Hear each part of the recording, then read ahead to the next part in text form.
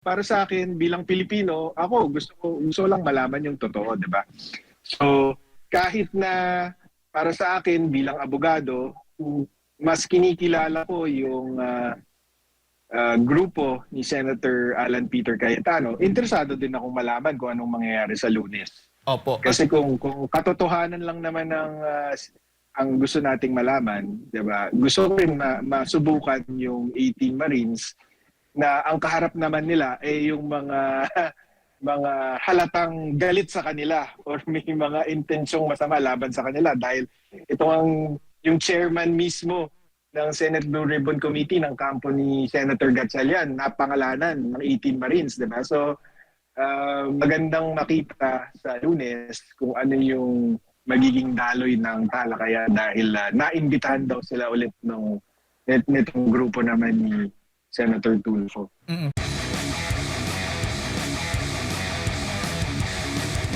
yes sir, at itong naganap nga na pagdinig kahapon, ang sinasabi po ng kabilang kampo, it was illegal at hindi recorded. Bogus pa nga, may nagsabing bogus pa daw yung naging investigasyon ng Blue Ribbon Committee kahapon sa panguna ni Senator Rodante Marcoleta at SP Alan Peter Cayetano, iba pang mga majority senators. Yeah, ang punot dulo nito, Jade, is tama yung sinasabi nila, kunyari nila Senator Erwin Tulfo, kung tama yung pagka-takeover nila sa mayorya ng Senado noong June 3, nung the day before yung Senate Blue Ribbon Committee hearing kahapon. So may katwiran sila kung legal yung ginawa nilang pag-designate, kunyari kay Senator Sherwin Gatchalian bilang Senate President pro tempore at bilang acting President at sa pagka-deklara nila na vacant yung mga chairmanships ng Senate Committee. Pero sa aking pananaw, hindi po naging legal yung proseso na yon, kaya yung pagtuloy ng Senate Blue Ribbon Committee kahapon sa ilalim ng chairperson na si Senator Pia Cayetano at vice chairperson na si Senator Dante Marcoleta, ang tingin ko naman doon, meron silang katwiran na ituloy. Kasi para sa kanila, sila ang nananatiling mayorya ng Senado. Si Senate President Alan Peter Cayetano ay nananatiling Senate President at yung chairmanships, ganun pa rin, hindi napalitan ng June 3. Alam naman po natin na kilala po at binabash po ngayon itong si Senator Erwin Tulfo dahil po sa kanyang naging pahayag noong una na bend the law. Itong mga naganap pa, ganun din ho ba ang tingin po ninyo at dating?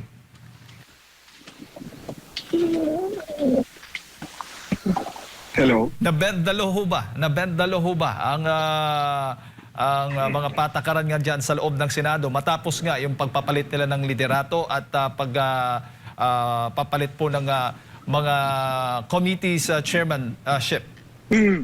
Yeah, tingin ko ganun lang po yung nangyari. May bendalo na nangyari.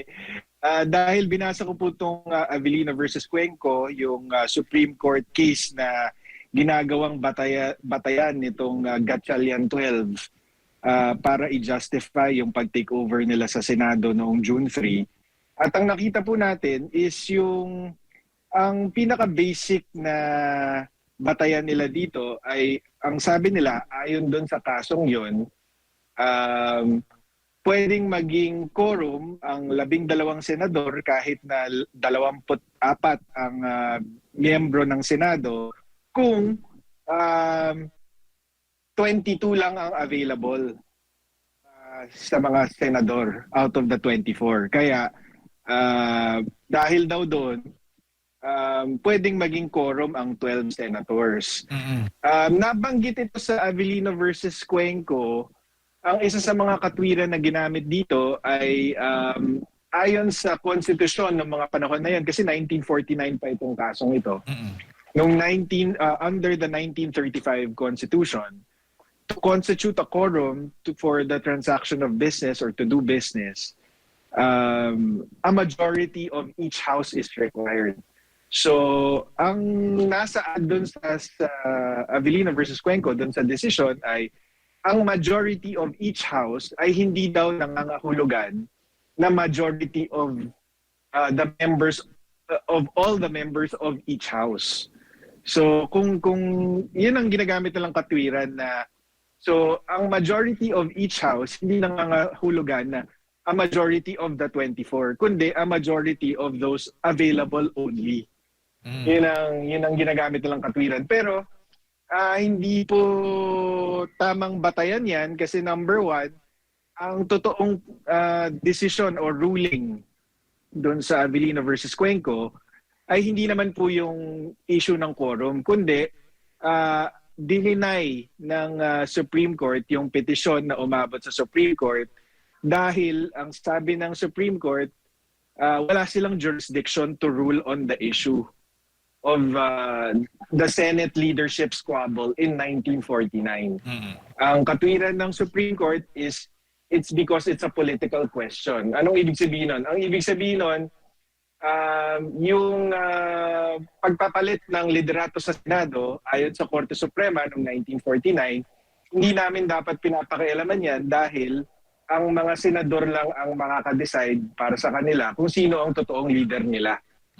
Yun ang naging ruling. Kaya yung mga sumunod na ruling ng Supreme Court, ang tawag doon obiter dictum, meaning opinion lang yun ng court pero hindi yun binding precedent. Hindi mo siya pwedeng sundan bilang president or gamiting batayan na galing sa Supreme Court.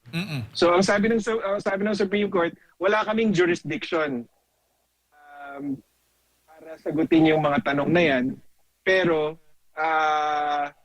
kasi ang naging botohan, Jada Danmar, 11 kasi yung justices ng Supreme Court ng 1949.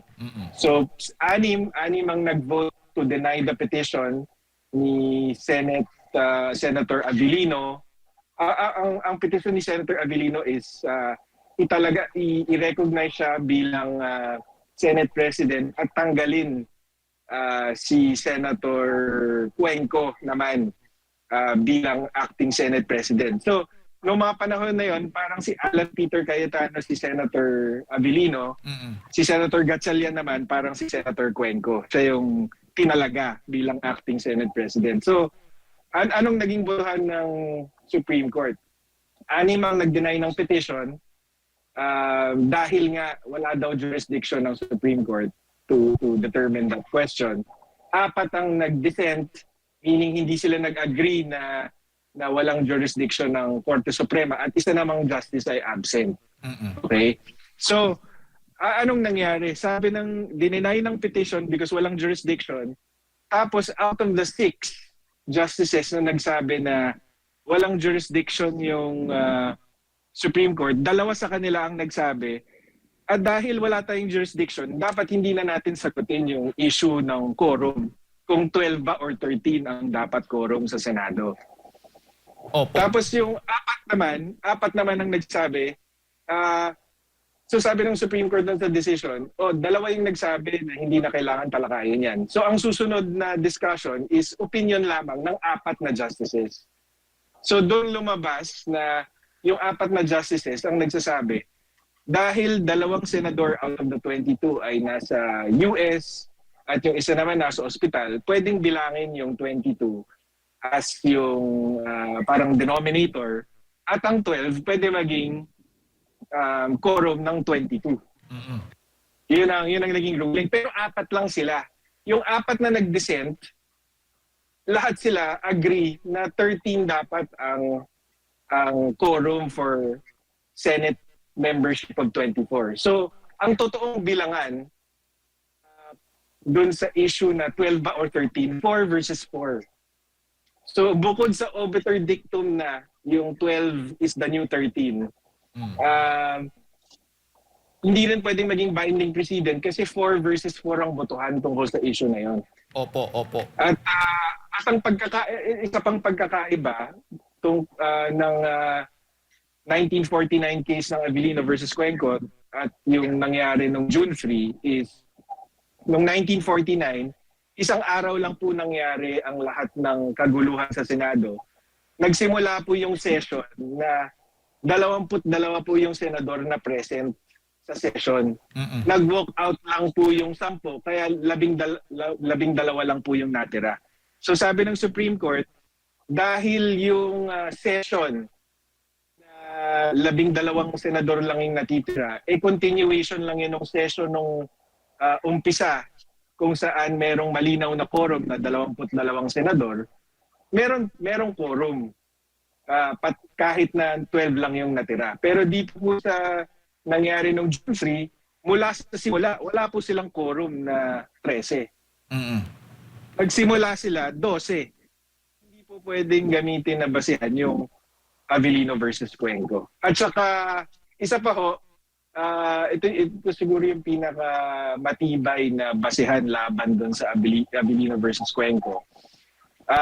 Yung Senate rules po mismo, Rule 2, Section 2 ng Rules of the Senate, nakalagay po doon na all officers shall be elected by a majority vote of all its members. So, paso na po yung Avellino versus Cuenco kasi ayon po sa konstitusyon, meron pong malawak na kapangyarihan ng Senado para gumawa ng sarili nitong rules of procedure. So kapag sinabi po ng rules of the Senate na ang majority ay kinakailangan na majority of all of its members, ibig po sabihin nun dapat 13, hindi pa 12. Mm-mm. Opo. Pero attorney, kasi ang ginawa nila, inalis po nila itong hindi po nila sinama si Senator Bato dahil hindi nga daw present at hindi alam kung saan, at itong si Senator Jinggoy ay nakakulong. So sino ba talaga ang magdetermine o magde-decide na hindi isama yung dalawa? Hindi po sila hindi pwedeng isama dahil senador pa rin po sila kahit po hindi nag-attend ngayon ng Senate session si Senator Bato or hindi alam kung nasaan siya. Tapos si Senator Jinggoy naman ay nakakulong currently. Hindi po sila pwedeng i-exclude. Wala pong legal basis para i-exclude sila dun sa bilang na 24. Opo. Tapos yun nga po, yung basihan na ginagamit nila, yung Avellino versus Cuenco, kung babasahin niyo po ng maigi yan, at hindi, ang problema po kasi nung ginamit po yung Avellino versus Cuenco, halos immediately naglabas yung mga mainstream media ng summary ng Avellino versus Cuenco. Na kapag binasa mo yung mga summary ng mainstream media, mapapaniwala ka talaga na yun yung sinasabi ng kaso. Pero kapag binasa niyo yung Avellino versus Cuenco ng buo, doon niyo po makikita na hindi naman po yun ang sinabi ng ruling ng Supreme Court doon. At saka kung nabanggit man na 12 is a valid quorum for 24, hindi po yun majority opinion ng Supreme Court ng mga panahon na yun. At yun nga po, as explained earlier, may mga pagkakaiba doon sa situation ng 1949 at itong sa 2026. Ang problema ngayon, attorney, ay kinikilala po ng palasyo yung bagong liderato ngayon ng Senado. Inaasahan na po natin yun. Pati nga ang House of Representatives, kinikilala po si Senator Gatchalian bilang acting Senate President. Hindi na po nakapagtataka yan dahil yun naman po talaga yung labanan, di ba? Yung mga kalaban ng Malacanang, yung mga senador na hindi sunod-sunuran sa Malacanang at yung mga sunod-sunuran sa Malacanang. So natural lang po yun na kahit na mahina ang legal na basehan na ginamit para mag-take over ng Senado, talagang kikilalanin niya ng Malacanang dahil yun nga po ang gusto ng Malacanang is ma-control nila yung Senado. At sa panig naman po ng ni SP Cayetano, dapat po bang maging palaban po siya dito sa issue na ito? Opo, kasi nasa tama po siya Pero ang tingin ko, nabasa ko kahapon na meron pong balak yung PDP laban na idulog po itong issue na to sa Supreme Court. Sa akin pong pananaw, dapat hindi po magpadalos-dalos na tumakbo ng Supreme Court dahil kapag kahit nasa tama ang kampo nila Senate President Alan Peter Cayetano, meron pong mga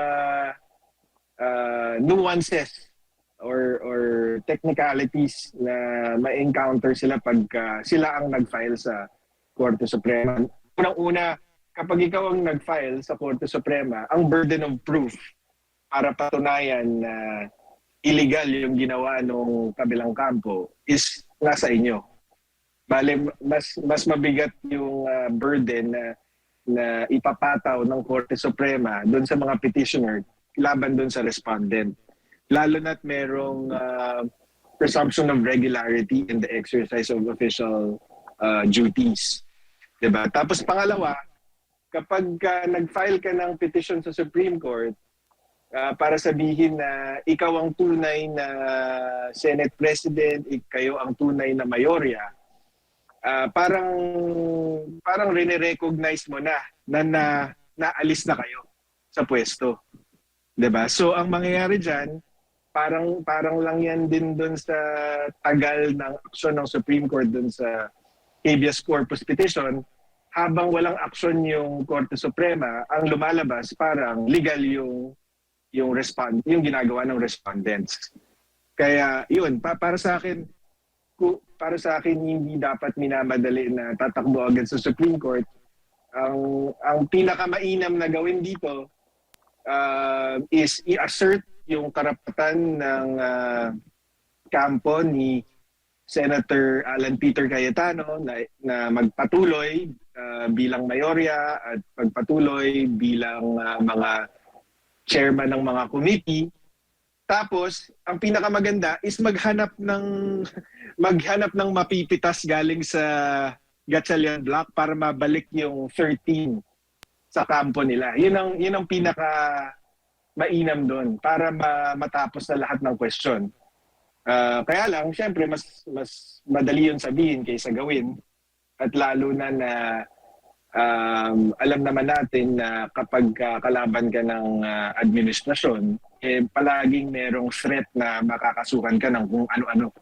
Diba? So factor po lahat yun. Opo. Pero ang nangyaring investigasyon kahapon sa Senado, sa Blue Ribbon Committee, papaano po yan? Dahil hindi po kinikilala ng another faction ng mga senador sa Gatchalian Block nga. At saka sabi pa nga, hindi recorded yung naging hearing. At saka yung mga empleyado pa ng Senado that time, naka-work from home pa, attorney, naiipit nga sila kung sino nga susundin dito sa issue na ito. Hindi naman po natin masisisi yung mga empleyado for being confused kung sino ba talaga ang dapat sundin.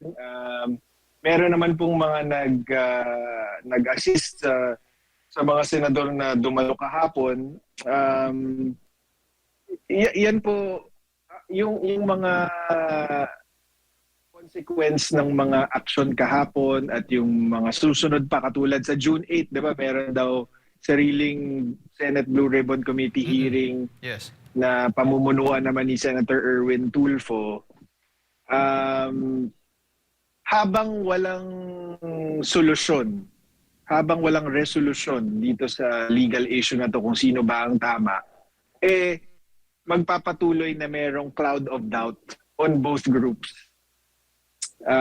Lahat ng hakbang ng both groups magkakakulay ng magkaka-question, magkaka-cloud of doubt. Kaya yun nga, ang pinakamainam na gawin is imbis na idulog yan sa Korte Suprema na yun nga, baka hindi rin ma-actionan agad yung petisyon.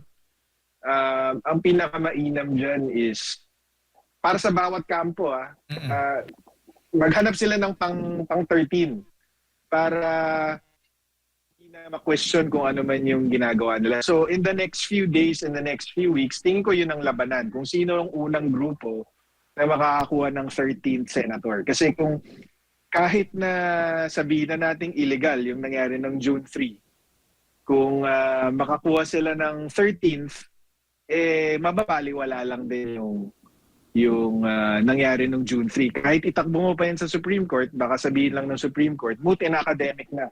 Kasi 13 na yung sumusuporta kunyari kay Gatchalian. Pero kung sila Senator Cayetano naman ang nakahanap ng additional na senador para siguro bale pang 14th and 15th na. Kasi hindi nga makaboto itong si Senator Bato at saka si Senator Jinggoy, sila po ang magiging legitimate na mayorya. Lalong lang po ngayon, speaking of doon sa mga empleyado po ng Senado, ay may possibility na by Monday, kung hindi ako nagkakamali po, may balitang iimbestigahan po yung mga nagpalusot nga doon sa Brave 18 at sa mga tumulong o sumuporta nga doon sa pagdinig ng Blue Ribbon. Kaya para sa akin, 'di ba, kahit sila Senator Alan Peter naman nagsabi na binalaan din nila yung mga empleyado na haharang naman sa kanila, di ba? So 'di ba, bawat grupo may katwiran yan eh. Meron silang basehan doon sa mga action nila. Pero again, hangga't hindi nare-resolba kung sino talaga ang hangga't hindi nagkakaroon ng 13th or 14th, 15th member yung bawat grupo, lahat ng action nila questionable. Yeah. Opo. Magiging ganun. Nakalimbo tayo hanggat hindi nabubuo yung true majority. Kasi kahit naman sila Senator Sherwin, 'di ba, kaya nga nila hindi mahalal si Sherwin Gatchalian bilang Senate President. Acting Senate President lang ang itinalaga sa kanila dahil alam nilang kailangan nila ng 13. Tingin ko ang ano lang, Jayden and Mar, 'di ba, dahil sa nakita natin doon sa Avellino versus Cuenco na hindi naman pala malinaw or hindi naman pala sapat na batayan para doon sa ginawa nila. Ang dapat lang tanungin ng mga tao is, bakit nila pinilit 'yon?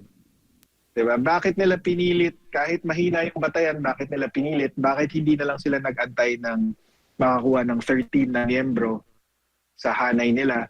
Bakit nila ginawa ng June 3, the day before yung June 4 Senate Blue Ribbon Committee hearing na pinabunuan ni Senator Pia at ni Senator Dante Marcoleta? Diba? Yun yung mga tanong na dapat alamin ng sagot ng taong bayan. Tapos sabi ko sa post ko, yung ombudsman, nung Abril pa lang sinasabi na naghanda na ng plunder charges laban kay Senator Cheese Escudero kasama ni former Speaker Martin Romualdez. Makakasuhan pa ba si Senator Cheese Escudero na lumipat na sa mayorya? Makukulong pa ba siya? So yun yung mga tanong eh. Yung legal issue at hindi yan mareresolve hanggat makumpleto yung true majority of at least 13 on either side. Pero para sa taong bayan, yun ang dapat mga tanungin para kung kinakailangan gumawa ng aksyon ng tao, 'di ba? Alam nila kung bakit nangyayari itong mga ito sa Senado. Actually, kung maalala mo, attorney, nung 3 araw nga na walang sesyon at panay po yung live stream ni SP Alan Peter Cayetano, ay nasabi na rin niya na talagang may gagawin po yung nasa minorya na pagpapalit ng mga chairmanships doon sa mga committee, which is nangyari na nga. Itong nangyaring palit liderato at nais o plano daw talagang pigilan itong Blue Ribbon Committee hearing nila kahapon, which is nakita natin na may mga issue nga ng mga pagharap. Andun nga mismo yung SILG, John Vic Remulla, nakita po natin yung tulakan, no? Nangyari po sa pagitan nila ni Senator Robin Padilla at ni SILG Remulla, attorney. Ano naman masasabi mo doon? Kaya, malinaw naman talaga na, yun nga eh, dahil doon lang sa timing eh, kahit hindi na natin even if we give Secretary John Vic the benefit of the doubt na naglalakad lang daw siya pa uwi, di ba? Hindi niya pinipigilan sila Senator Robin at Senator Pia na pumasok ng Senado. Kahit wala po yun eh, yung timing lang nung Senate takeover. Kasuspe-suspecha na. Kasi pwede naman po nilang gawin yon later on eh. Diba? Kung wala silang kinakatakutan, or kung uh, kagaya ng karamihan ng Pilipino, gusto nilang marinig yung gustong sabihin nitong 18 Marines. Diba, never mind kung totoo or hindi eh. Kaya nga magkakahiring para sukatin eh. Kung totoo yung sinasabi nila or hindi. Pero yung hindi pa sila nagsasalita or hindi pa nasusubukan yung kredibilidad nila, ay pinipigilan mo na sila. Eh, anong pong sinasabi nun tungkol sa kanila? Hindi po ba? So, mabuti na lang na kahit na may mga hakbang para pigilan sila, eh, kahit papano, naisulong na ituloy naman yung hearing kahapon. So, hindi naman naging successful yung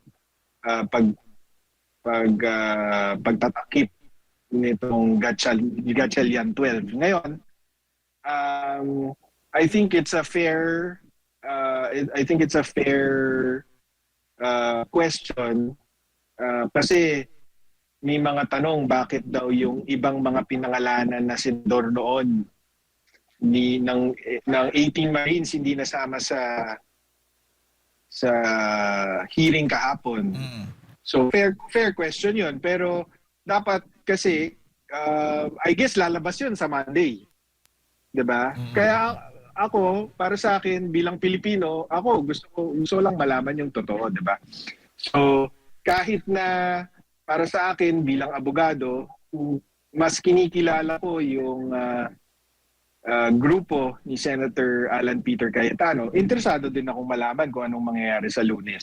Opo. Kasi kung katotohanan lang naman ang gusto nating malaman, 'di ba? Gusto ko rin masubukan yung 18 Marines na ang kaharap naman nila ay yung mga mga halatang galit sa kanila or may mga intensyong masama laban sa kanila, dahil ito yung chairman mismo ng Senate Blue Ribbon Committee ng kampo ni Senator Gatchalian, napangalanan ng 18 Marines, 'di ba? So magandang makita sa Lunes kung ano yung magiging daloy ng talakayan, dahil naimbitahan daw sila ulit nitong grupo naman ni Senator Tulfo. Pero personally, kayo po, attorney, kung tatanungin, dapat ding pumunta ba itong mga 18 Marines doon sa hearing ng ni Senator Erwin Tulfo on Monday? Alam mo, kung ako bilang Pilipino lang, gusto ko pumunta sila, dahil kung totoo naman yung sinasabi nila, maipapakita naman nila yung na totoo yung sinasabi nila, kahit anong panghaharas yung gawin sa kanila ng mga senador. Pero that's easier said than done eh. Diba, syempre pag pumasok ka sa Lions Den at ang kaharap mo puro senador na pwede kang putulin anytime, diba? Pwede kang bastusin, pwede kang pahiyain, pwede kang takutin, diba? Pwede kang i-contempt kung hindi nila gusto yung sagot mo, 'di ba? Mahirap 'yun. Kaya kung ako yung so bilang Pilipino, ako gusto ko silang pumunta, pero kung bilang abogado nila, ako magdadalawang isip ako kung papadala ko sila doon. Anyway naman, meron namang legal basis kung bakit hindi dapat kilalanin naman itong Senate Blue Ribbon Committee ni Senator Erwin Tulfo. So yun ang dapat pag-isipan ni Attorney Baligod. Yeah. Opo. Siguro, attorney, yung huling mensahe mo na lang para sa ating mga kababayan nanonood po, nakikinig sa mga oras na ito. Napakagulo po ng politika, napakagulo po ng gobyerno natin ngayon. Kaya sana ay magtiyag lang tayo at huwag tayong basta maniniwala, lalo na sa mainstream media, kasi parang masyado silang bilib sa sa mga opinion ng mga former law deans, IBP at mga legal expert ko na sinasabi na valid daw yung nangyari noong June 3. Pero yun nga po, kung aaralin niyo pong mabuti at kaya pong gawin to ng kahit sinong abogado, kung aaralin po nila ng mabuti yung Abilino versus Cuenco, at yung ibang mahalagang provision ng konstitusyon at rules ng Senate, makikita po nila na hindi po matibay na batayan yung Avellino versus Cuenco doon sa ginawa ng Gatchalian 12 noong June 3. So, ulitin ko lang po, 'di ba, may legal issue na po 'yan, wala na po tayong magagawa diyan. Hayaan na po natin yung bawat kampo na gumawa ng hakbang para ma-resolve 'yan, pero ang isipin dapat ng tao, bakit ginagawa nila ito? Bakit pilit na inaagaw itong liderato, mayorya ng Senado kahit na mahina ang legal na batayan? Ano ba ang kinakatakutan nila? Ano po yung sinusulong nila? Yan ang dapat tandaan ng tao.